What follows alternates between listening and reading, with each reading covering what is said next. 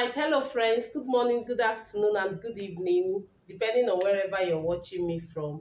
You're welcome to today's health talk. All right, and this is a weekend, so happy weekend, happy resting. I know a lot of workers will be so excited. There's no work today. For those people that are actually not working on Saturdays and Sundays, all right.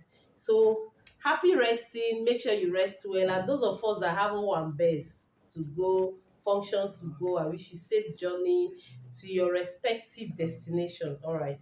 So once again, still on perimenopause, we are going to be looking at how you can manage inflammation and pains during these perimenopause symptoms. All right. So far, we have been looking at perimenopause. It's a very big, broad topic.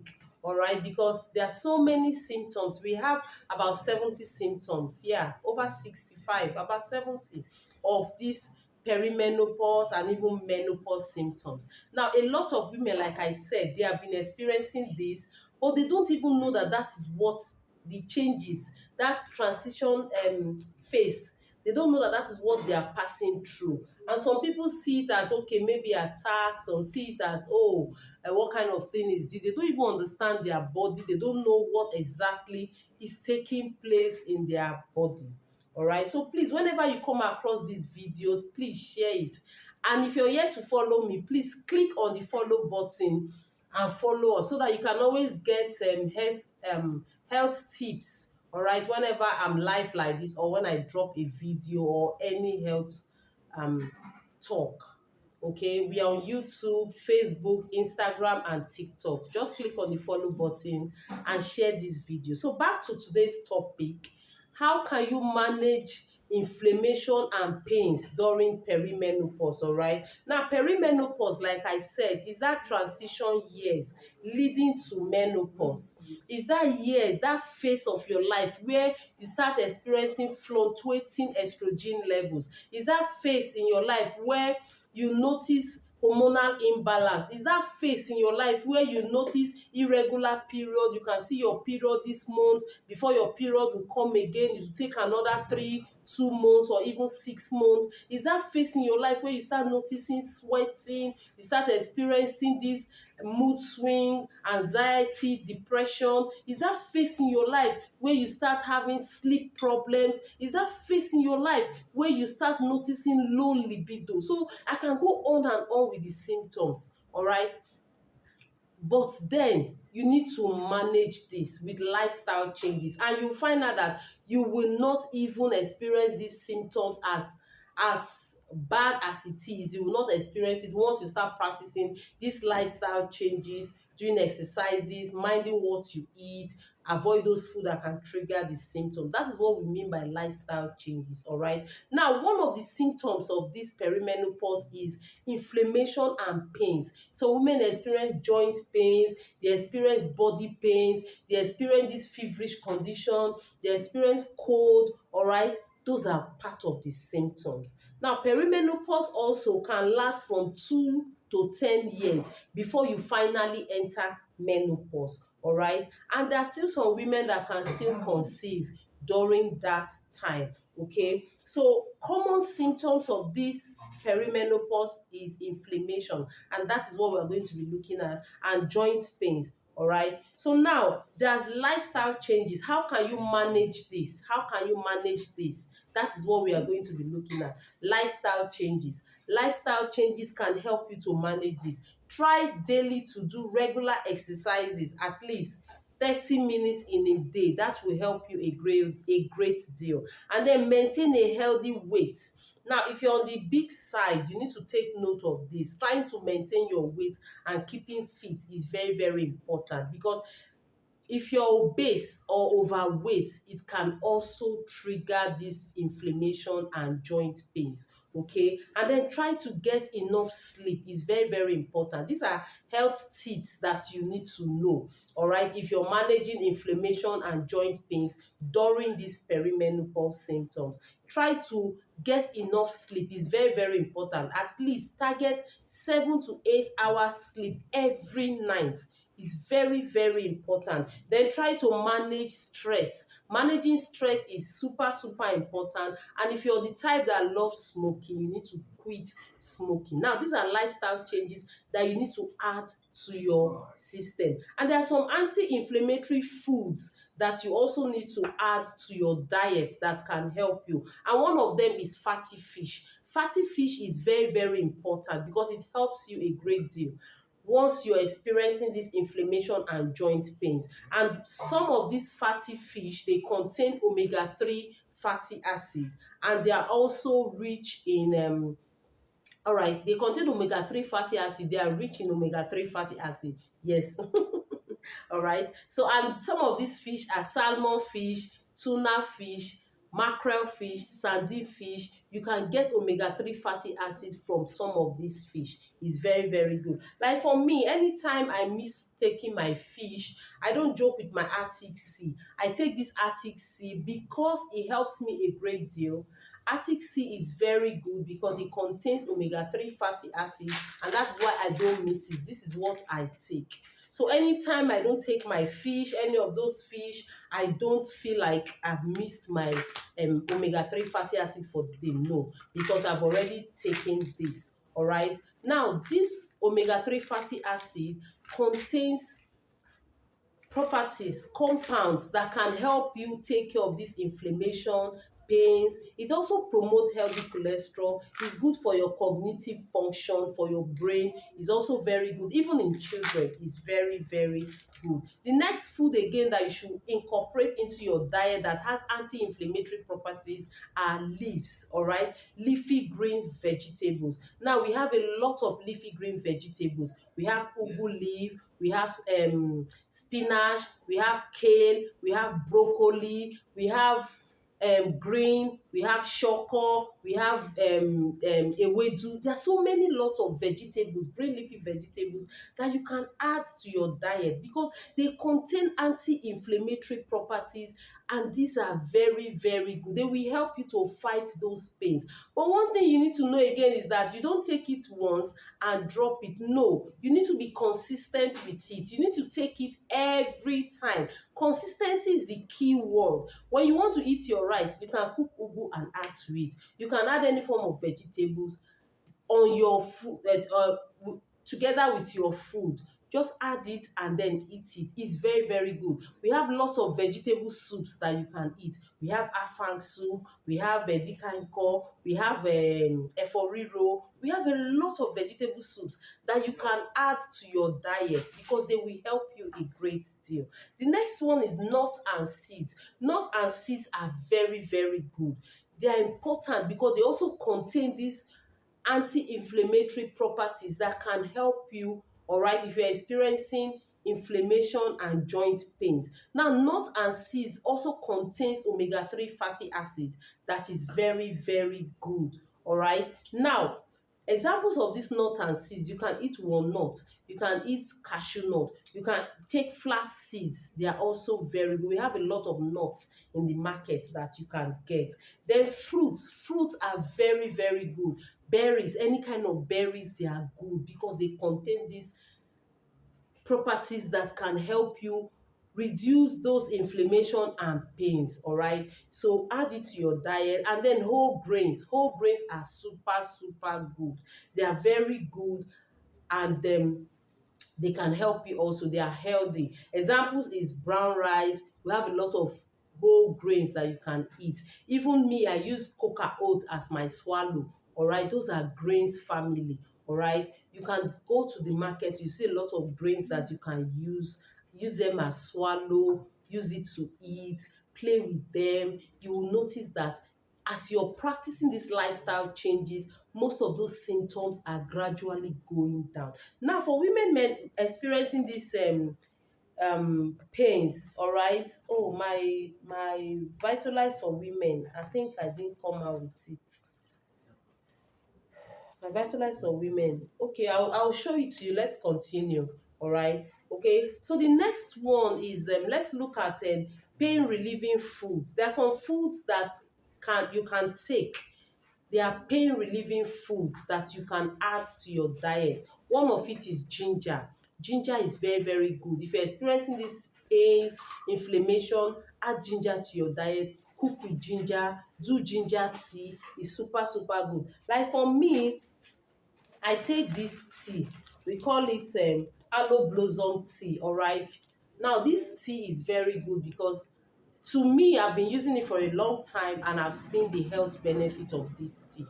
Now this tea contains ginger, it contains garlic, it contains turmeric, it contains orange peel, it contains cinnamon, alright? It contains a lot of natural herbs and it's very, very good. So for those of us that might want to go for beverages, I will not advise you to do that if you're experiencing inflammation and joint pains, and if you're on this transition period, and if you're also trying to manage your weight, I will not advise to go for that. I will advise to go for a good green tea or a natural tea like this that contains these natural herbs, all right?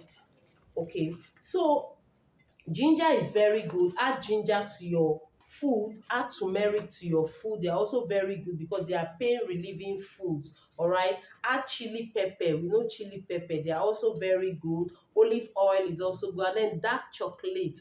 All right. People will wonder, dark chocolate, because they've heard chocolate is very good for women too, experiencing this, and for people practicing weight loss. All right. This is my Vitalize for women, all right, for people experiencing these perimenopause symptoms, sweating, hot flushes, all those symptoms, all right. You can use this and this together, okay? It's very good, all right, and it will help you with the symptoms. If you want to know how to get this, just WhatsApp me on 08034005928. And if you're watching me live, please indicate where are you watching from. Drop your comments, and then welcome. Thank you for joining me live today. And if you're also watching the recorded part, please don't forget to drop your comment, and you can chat us up on 08034005928. If you're outside Nigeria, just put +234 before the number.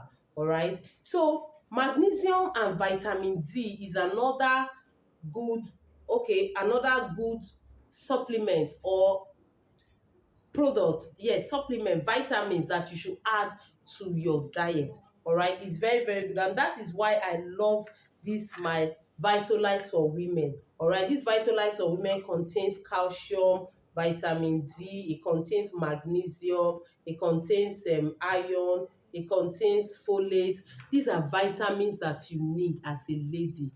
All right, I call it my vitality. All right, it's very, very good. And if you also want to know how to get it, just WhatsApp me on the number you see on your screen. Okay, it's very, very good, and it's advisable that you add some of these vitamins to your food because it will help you a great deal. So magnesium, omega-3 fatty acid, vitamin D, calcium, and even probiotics, they are very, very good. Add them to your diet and you'll be glad you did. All those joint pains that you experience and all that, you will notice that they are no longer there. All right. Now, stress management. When you're experiencing these pains, when you're stressed also, it can also trigger the symptoms. So you need to try and manage your stress. And you can also practice some stress management at home, like deep breathing exercises. It can help you too. You can do this once often. It will help you a great deal. Then yoga exercises too can help you to manage your stress. And then meditation, you can just relax and do some meditation. It will help you. And then you can also connect with nature. There are so many people that when they go to their garden or when they play, just connect with nature, and it will help you do those things that excite you, do those things that makes you happy, do those things that brings joy to your face. And you will notice that as you keep doing these things consistently, practicing these lifestyle changes, you will notice that most of these things, those pains, those symptoms, they will gradually fade away. Then the next one we should look at is sleep tips. Now, sleep tips. Most people have sleep disorder when they're experiencing these perimenopause symptoms. All right. So you need to try to establish a bedtime routine. Stick to it. Like for me, once it's 10, I start yawning. And sometimes I stretch it to 10:30 because I might be responding to some messages on my phone. But you need to fine tune your body to that point where some people start sleeping as early as 8 p.m., some 9 p.m. All right. But for me, once it's 10 p.m., even when I want to force myself to sleep around 9, because it doesn't come.